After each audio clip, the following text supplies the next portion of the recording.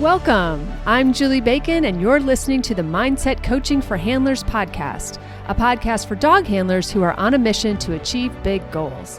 Here I share lessons, insights, personal stories, and tools you can apply during your next show, trial, or test to help you strengthen your mental game and hopefully cue more consistently. Be sure to check out the show notes where you'll find details about the episodes, plus important links, including the link to the Dogged Planner and Workbook created just for handlers on a mission. So if you're ready to improve your competitive mindset, get out of your own way, and connect with your dog like never before, then it's time to get comfy, bring an open mind, and work your mindset. Hey there, welcome back to the podcast. All right, this week I'm picking up a thread that I've been talking to several of my coaching clients about, and that is this concept of investing in the future, okay? And stick with me as I unpack this for a minute, because a lot of nerves, a lot of the reason people are nervous to walk into the ring, at least lately, it seems like the trend, is because they are obviously worried about their result, right? They know that they shouldn't be thinking about the outcome, but they are. They're thinking about like how it's going to work out. They're thinking about the end goal, right? They really want the cue or the title or the whatever. We've been there, okay? We've all been there. And it's important as a reminder just to realize that a lot of the times, if you are nervous, you might be that person, right? You might be thinking about the outcome, or you're worried about failing, and failing in your mind might be not cueing or making a mistake in front of others or something, right? Because we're afraid to fail, right? Or afraid to fail in public. We're okay with failing by ourselves in the privacy of our own backyards, but failing in public is kind of something else, right? So a lot of times our nerves are coming from that spot. And one of the things I always tell people is, if you find that your nerves are coming from this kind of outcome-based thinking, that one of the things to do is, of course, focus on the process and focus on what you need to work on or what you need to execute on. Because the truth is if we don't execute our plan, we're not going to put ourselves, the way I always say it, we'll put ourselves in a position to hopefully cue. Right? And I say hopefully because we can do everything right. And, there's a judge in the ring that has to make a call on something, right? Or, give us certain points or call a contact in agility or, tally up the points in obedience or what have you. And, so we need to focus on the process. We need to focus on the things that we need to do and let the rest of it take care of itself. Of course, easier said than done. I get it. That's what so much of this podcast is about, right? Is helping us all really frame that line of thinking and focus on the process, focus on being in the present, getting into flow, and being in that place where we can make things happen and connect with our dogs and really, execute our plan, basically perform to the level that we know that we are capable of performing, right? That's what it's all about. And that means taking our minds off of the outcome. So that's a great reminder. First of all, if you haven't heard me say all that before, that is a great reminder, because sometimes nerves can be settled by just, getting your mind off of the outcome and onto the process or onto your dogs or some of the other distraction kind of things that I've brought up in the past, right? Well, some of my clients this week it's not that they are that concerned about the outcome, but they have either younger dogs or dogs that are new to a certain sport, or maybe they've been around for forever, but not forever, but they maybe have been around the block a few times, but they're going to a new place or some sort of national or some sort of big event that is new to them. Okay. And this is coming up with people who have younger dogs, not necessarily puppies, but younger dogs who are ready to compete, but maybe not quite ready, right? Or maybe they just don't have the miles on them. They don't have the experience. They just haven't put in kind of all those hours to be that seasoned competitor at your side. Okay. So the thing that I have been really talking a lot about lately is reframing when a younger dog walks into the ring, in terms of not worrying about, yes, their process and their goal, their what you want to work on, of course, but thinking of every time you walk into the ring with that dog as an investment in their future, an investment in the long haul, right? The long tail of it, if you will, pun intended, I suppose. And what I mean by that is, if you are taking say a 3-year-old in the ring, maybe they, depending on the ring, et cetera, but they don't have the experience of your 6-year-old or your 7-year-old, right?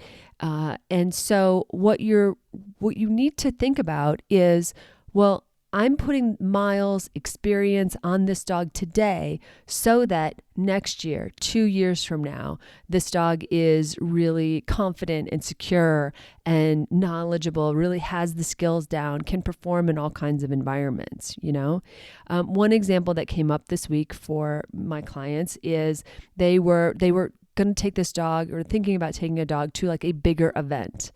And so but they were like, but this dog has like, in a sense, she was kind of thinking, she was like, this dog has no business being there. They're not ready. They're not, quote, ready for this big event.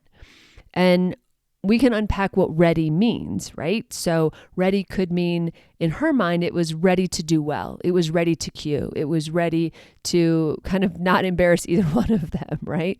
And ready can mean a lot of different things, right? And for most of the time, I think clients mean, well, they're not ready, which means ready to cue, ready to pass the test, ready to do whatever. They think they're not there yet.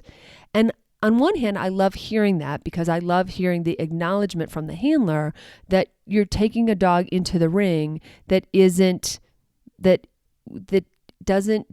probably going to cue. Okay. And the reason I like the acknowledgement is it helps relieve the pressure, because you're looking at the dog and you're like, hey, we both know today might not be our day. So we're doing this for experience, or we're doing this for the process goals. We're doing this for, just get the miles on, et cetera.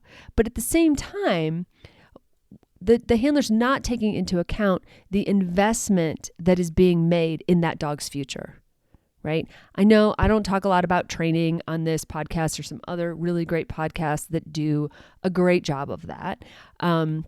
But I think from a mindset standpoint, a really important way to think about this is investing in that dog's future, is the way that I say it, which always sounds like you're putting together a college fund for later, I guess. I don't know why it sounds like that to me.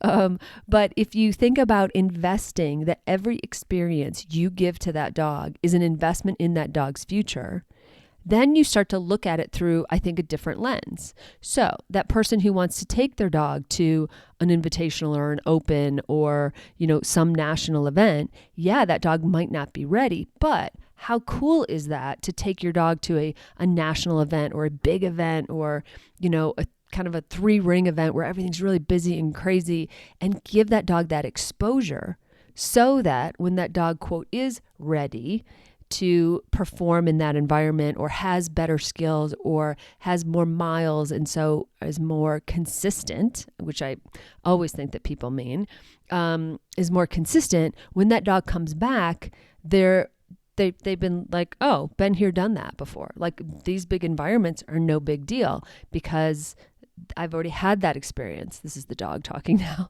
The dog saying, I've already had that experience. I already know how to do this. I already know how to perform in this environment. This is familiar. Instead of the first time you go to this environment is, the dog's 7 years old, and I'm exaggerating, of course, but the dog's 7 years old, and you're going to try to make finals. And the dog's like, hey, wait, I've never been in an environment this big, this loud, this chaotic, this noisy, this whatever. And so they're trying to process a lot of things. And again, just an example, okay? But I think that looking through this lens of doing things for the future and kind of can shift your perspective and what you then do with the dog. So one of the people I talked to this week, she was on the fence of whether or not to enter this competition because her dog wasn't, quote, ready, right? Wasn't ready to be consistent, wasn't ready to maybe cue. She was worried that they, would fail in public, in front of big names and big people and things like that. And I think by the end of the call, we decided that actually it would be a great experience for her, for the dog, and a great investment in that dog's future. And that if she could go with that that perception in her mind, that kind of mantra almost in her mind, that she was doing this as an investment, that it really took the pressure off, right, of the dog's performance. It took the pressure off the fact that she felt like she needed to cue or needed to do well at this environment. And instead, it also gave her something to say when people are like, oh, I can't believe you're here with that young dog or whatever. And she could say, you know what, I'm looking at it as an investment in this dog's future, because next time we're here, we're going to be ready to really be consistent and perform, right? So another person in a similar situation, completely different type of event, completely different sport, was thinking about that too. And again, we decided that, like, great, then go, and your job is to give this dog a really great experience in the ring, so that 2 years from now or a year from now, when that dog remembers being not just even at this place, but in this type of venue, in this type of ring, doing this kind of thing away from home, the dog is like, yeah, no big deal. I've been here, done that before. Now I can just focus on the tasks, right? I can just focus on execution. Again, the dog talking. Okay. So I think that is a really interesting way, or a really powerful shift that we can make when we think about our young dogs. And it also works for younger dogs, like puppies, or, dogs that you're training but you want to give different exposure to. And I'm going to talk more about that when I come back. Quick question. Do you ever wish you had more mindset help? Well, the Q membership was created just for that reason. Every month we pick a topic, and then we have 4 lessons, which are kind of like these podcasts, that we dive deeper into. And so if you are ready for more, you're ready for more mindset work, think about joining the Q membership. Annual members get a free coaching session, but you can also choose the monthly option as well. Go to theqcoach.com to learn more. Let's get back to the episode. Okay, so as many of you know, I have a young dog, a puppy. She's a puppy. She's just turned 9 months old. And what was interesting about how I've been approaching her, because I was in an environment in this last fall where I didn't have access to my usual group classes that I have taken with every other dog I've ever had. And so I was like, I was kind of feeling really out of sorts. Like I really needed someone to walk me through the stages with this dog. And what I decided instead was that I wanted to think about, and the phrase I came up with, it was installing behaviors or installing experiences. And I have my marketing background in high-tech software kind of stuff. So I guess that's kind of what I was thinking in terms of along those lines when I mean installing, which I was thinking of her as like a little baby computer, and I just wanted to install, certain programs in her, which really meant giving her exposure to certain things, and in this case, certain things in the fall before winter, because one of them, for instance, was water.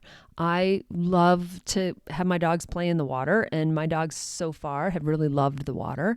And I knew that it was kind of important to get her in the water, when they were younger. And because she's a Bernese Mountain Dog, we're not talking about a lab here. We're talking about dogs that sometimes don't love the water.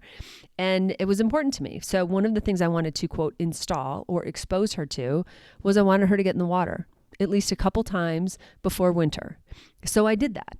All right. And again, I wasn't trying to train her in water sports, right? I wasn't trying to get her to fetch. I wasn't trying to get her to swim perfectly. I wasn't trying to teach any of those things. I wasn't looking at it through that lens. The lens I was looking at it was instead exposure and for the long term. Because if I could put this little kind of chip in her and just say, hey, you've done this, you've seen this, this is familiar to you. When we come back to this in the spring, it won't be the first time. You will have remembered this, what have you. And again, for the future. And I did that with barn hunt and exposing her to rats. And, and I did that with a couple other things like her cart for, drafting, carting. And I just had this really different perspective of I'm not going to try to train all of these behaviors. I just want to expose her because I'm making these little investments, small investments in her distant future. right? Because I know that I'm going to want to do these different sports with her. So why not show her these environments? And I feel the same way when I had an opportunity to take her to an agility trial when she was a baby. And I was like, yep, this is what's going to be your life. And great. She walked around, she got to see that, And so I think too, if we think about not just our young dogs, not just our puppies, but anytime we want to venture into, I'm going to say new territory, and new territory could be like, hey, I want to try to qualify for the invitationals this year or next year, or I want to try out for a world team or something. So I want to go myself or bring my dog or what have you, and go ahead and do it because when it's time to really focus on the performance, I don't want to have to focus on the environment or the experience. I want my dog to already have that. So it's just another perspective, another way to look at it. And the reason I bring it up in here, again, not as a dog training thing, there are better dog trainers to go listen to than I am, but in terms of a mindset approach and in terms of taking the pressure off of us, making ourselves less nervous than we might be when we are taking a green dog or a new to this particular sport dog into the ring for the first time. Think about how this is an investment in the long term. This is investment in the future. And the future might be a year from now, 2 years from now, 3 years from now. But you are thinking about, I don't have to be great today. I don't have to cue today. I don't have to focus on the outcome or even worry about the outcome, because the process goal, or maybe even my overall intention for the weekend, is really to just give this dog good experiences, exposure, maybe, exposure to big environments, and myself exposure, and us as a team together figuring out how to navigate this and learning, what my dog likes or dislikes about this environment, for instance, right? So again, if we go to these events with those kinds of things, I think it diffuses our nerves, right? It diffuses the pressure. It realizes that, because on one hand, that this dog isn't, quote, ready. This dog isn't ready to be, or this dog isn't consistent enough for what I'm asking them to do, or that, they're probably going to fail, or maybe they're going to fail, or an NQ or whatever it is. But you still get nervous because there's other people there, or you perceive that other people are going to care, that your dog isn't as ready, as they should be, or just all this other stuff that makes us nervous, right? That gets in our heads and makes us nervous. And it does not serve our dogs, young or old, for us to be nervous about other people when we walk in the ring. They need us to be connected with them, right? They need us to be fully present, grounded, feeling the ground in our toes and our shoes, kind of thing, really being there for them and being the handler they need in that environment. And for some dogs, for maybe young dogs or dogs new to a certain sport, what they need us to be is supportive and make investments in the experience for the long haul, right? For the long game, if you will, right?